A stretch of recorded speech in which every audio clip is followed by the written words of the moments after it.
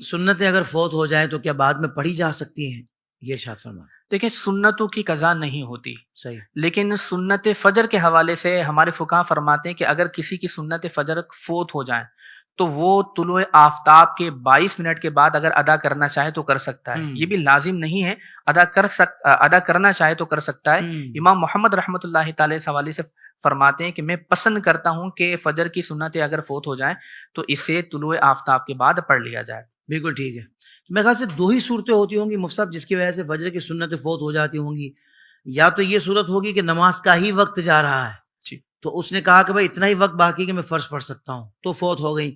یا پھر وہ جماعت میں شامل ہونا چاہتا ہے اور مسجد پہنچا تو امام صاحب دوسری رکعت میں اس کو پتہ ہے کہ اگر میں نے سنت اپنی پڑھی تو میری جماعت نکل جائے گی، تو اس صورت میں وہ سنتیں پڑھ کے جماعت میں شامل ہوگا یا نہیں وہ جماعت کو ترجیح دے گا شامل ہونے کو؟ دیکھیں اگر کسی کو یہ یقین ہے کہ میں سنتیں پڑھ کر جماعت میں شامل ہو جاؤں گا جی تو ہمارے علماء یہی فرماتے ہیں کہ وہ سنتیں پڑھے اور پھر جماعت میں شامل ہو. بہتر. لیکن اگر کسی کو یقین ہے کہ میں سنتیں پڑھنے جاؤں گا تو فرض کی جماعت فوت ہو جائے گی، جماعت مکمل طور پر فوت ہو جائے گی، تو ایسی صورت میں فرض کی جماعت میں شامل ہو جائے اور پھر وہ سنتیں طلوع آفتاب کے 22 منٹ کے بعد میں پڑھ لے.